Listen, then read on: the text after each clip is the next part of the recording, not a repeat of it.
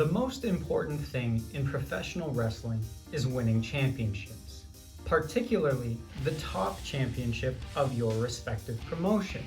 In order to get a chance for these championship opportunities, first, you have to wrestle. Second, you have to win.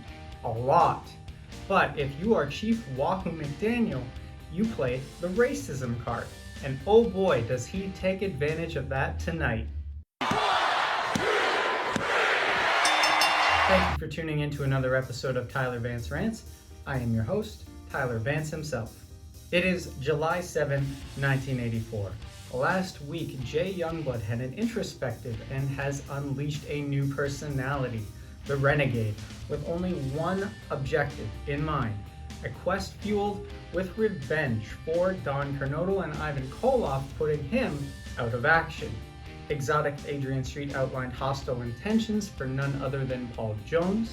George the Animal Steele returned to the World Wrestling Federation, and Chief Wahoo McDaniel accepted Ricky Steamboat's offer to face him for the NWA United States Heavyweight Championship. Before we get to that championship opportunity, we are going to be tuning into the WWF first this weekend, its flagship show, Championship Wrestling.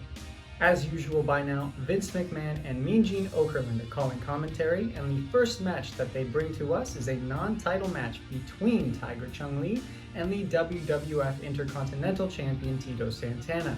Chung Lee wastes no time and attacks Santana as soon as the bell rings, but he is the Intercontinental Champion for a reason, and so Tito Santana fights back with a flurry, wearing the Korean down with a shoulder lock. Despite being attacked as soon as the bell did ring, Santana is still full of energy, and he continues to unleash a plethora of moves, scoring a near fall over his opponent following a sunset flip. Tiger Chung Lee is no pushover though, and he manages to fight back, hitting Tito Santana with a plethora of those vicious kicks that he's known for, before draping Santana over the top ropes. Ouch! Chung Lee then Irish whips Tito Santana into the ropes, but Santana rebounds and hits his patented flying forearm to secure the first win of the week. Salvatore Bellomo takes on Cowboy Bob Orton in another singles match next. A feeling out process starts off between the two before evolving into some chain wrestling, but the Cowboy then heads outside of the ring, which throws Mr. Italy right off of his game. A huge back body drop on Bellomo secures Orton firm control of the match, and then a drop kick moments later nearly decapitates the Italian before he's tossed outside of the ring like yesterday's garbage. Once back inside the ring, things don't go any better for Bellomo, and he is continuously abused by the Cowboy. A falling splash secures Orton the victory. It's back-to-back action this week in the WWF, and continuing with the trend of some major names. This time, Mr. Wonderful Paul Orndorff takes on B. Brian Blair. The crowd, urged on by Blair, starts to get under Mr. Wonderful's skin by chanting Paula, Paula. Paul Orndorff totally distracted by some of the fans about ringside. He hates to see that. This infuriates Paul Orndorff, and he starts the match off incredibly aggressive as a result. But B. Brian Blair is not only a gifted athlete, but he's quick too, and so he manages to avoid plenty of Orndorff's attacks and keeps Mr. Wonderful guessing with several of his own quick flurry of moves. Anger is a powerful emotion, and it gets the better of Paul Orndorff in this instance, and he makes the mistake of trying to out-wrestle the likes of Brian Blair. You have to use your strength, Mr. Wonderful. Blair then proves that he himself can employ some power moves too, one of which sends Paul Orndorff outside of the ring. However, this proves to be a fatal mistake. Brian is slammed ribs first into the guardrail by Mr. Wonderful, sealing his fate. Struggling to continue the match, Blair is then hit with a back suplex by Orndorff, which leads to a near fall. This only raises Paul Orndorff's anger. Don't push it, Brian, you're already hurt. Blair and Orndorff then seemingly unleash every move that they have in their arsenal, scoring several more near falls for the likes of B. Brian Blair.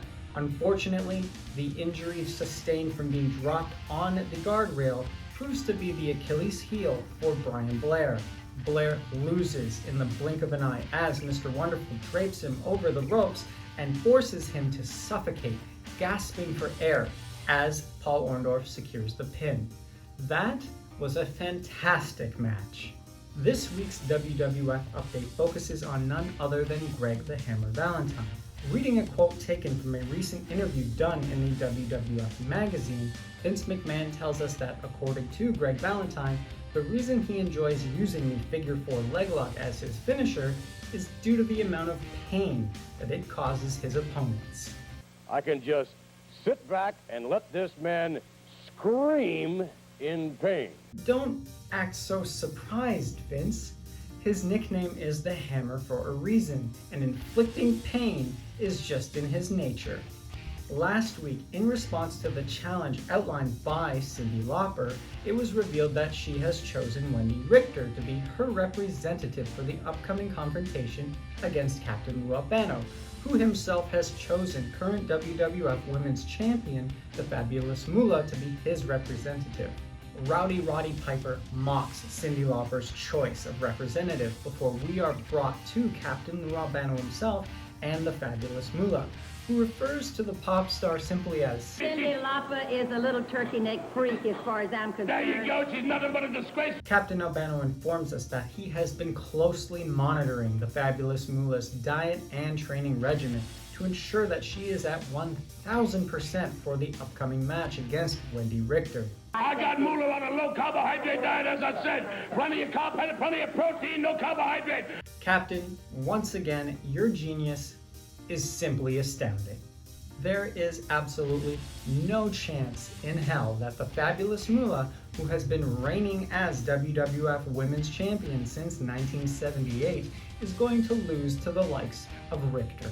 The main event of WWF Championship Wrestling sees the Samoan formerly known as Samula, now simply competing as Samu, taking on Andre the Giant. Samu is not a small man. He stands at 6 feet 4 inches, but even that is dwarfed by the magnificent height of Andre the Giant. And try as he might, Samu is just not able to find anything that seems to inflict any kind of damage to his opponent. A headbutt from Andre sends Samu flying outside of the ring, and once back inside the ring, try as he might with every single move in his arsenal, it's all for naught. In response, Andre simply toys with his opponent, hitting a few more headbutts on the Wild Samoan, which seemingly knocks Samu out on his feet. Andre keeps lifting the dazed Samoan up by his trunks as soon as he's knocked out cold, repeating the process over and over again. You can step in any time, ref. Samu does finally regain some semblance of consciousness, which isn't surprising since reportedly there's nothing harder in the world than the skull of a Samoan. So he goes up to the top rope for one last desperate measure, but as he comes down, all he meets is Andre the Giant's boot right in the face.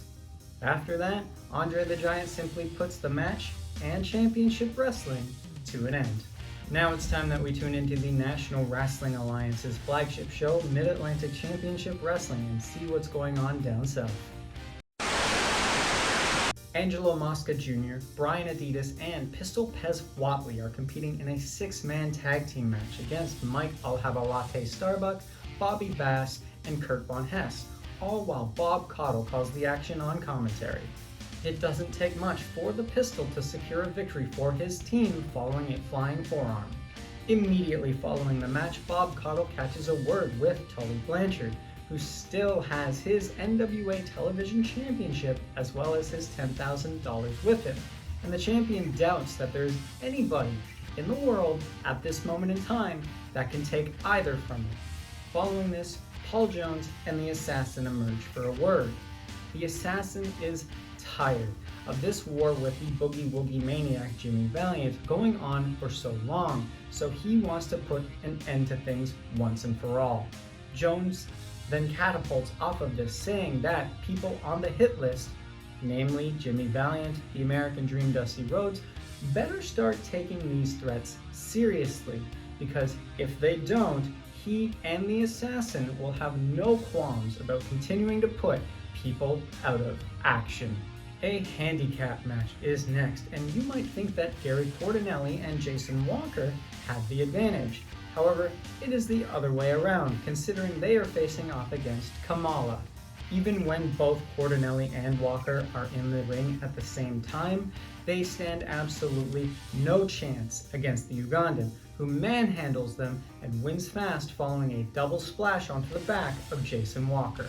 Backstage once more, Bob Caudle now has a word with Chief Wahoo McDaniel, who just so happens to have in his possession the NWA United States Heavyweight Championship. Ho, you have my attention. We're then shown footage of the championship match between Chief Wahoo McDaniel and then champion Ricky Steamboat. And the biggest controversy of the match happens near the end. Both men collide and they take the referee with them. While all three men are down, Tully Blanchard rushes the ring with a steel chair in hand. And as he goes to hit Chief Wahoo McDaniel, he ducks, and Tully Blanchard hits Ricky Steamboat instead. Blanchard is then fought off and rushes back to the backstage area, leaving Ricky Steamboat laying on the mat. One important thing that you're always taught in professional wrestling school, according to Chief Wahoo McDaniel himself, is that if your opponent is flat on the mat, you better pin him. And so that's exactly what the Chief does. And so he walked away as the new NWA United States Heavyweight Champion. Don't you think, after seeing that film, that you should give the championship back to Rick Steamboat? What do you mean, give it back? What a stupid question. Chief Wahoo McDaniel defends his win, saying that he did absolutely nothing wrong, and I agree, before the next two guests emerge, two of the Fabulous Freebirds in Buddy Roberts and Terry Gordy. The Freebirds love making money, and the best way to do that in professional wrestling is by winning championships. So they outline a challenge to the current NWA World Tag Team Champions, the Pride of the Carolinas Don Kernodle and the Russian Bear Ivan Koloff. And I hear that the NWA World Champions is nothing but a bunch of communists. Ivan Koloff and this Don Noodlehead. Roberts then turns his attention to another tag team which has caught the ire of the Fabulous Freebirds recently in the Road Warriors, Animal and Hawk. Roberts, Gordy, and even the absent Michael Hayes are not afraid of any man, especially the Road Warriors. So if Animal and Hawk want a piece of the Fabulous Freebirds, well, now they know where to find them. Mid-Atlantic Championship Wrestling. The Masked Outlaw, accompanied as always by his manager Gary Hart, takes on that loser Heath Larsen in singles competition next. The Outlaw controls most of the match from the mat with a plethora of technical holds. However, Larsen does show some moments of promise, scoring some near falls on Hart's client. Both men then collide in the middle of the ring, but the Masked Outlaw is the first man to his feet and scores a reverse elbow to the face of Heath to get the 1-2-3. We're backstage once again, and this time Bob Caudle's guest is none other than the self-proclaimed exotic Adrian Street and his valet, Miss Linda.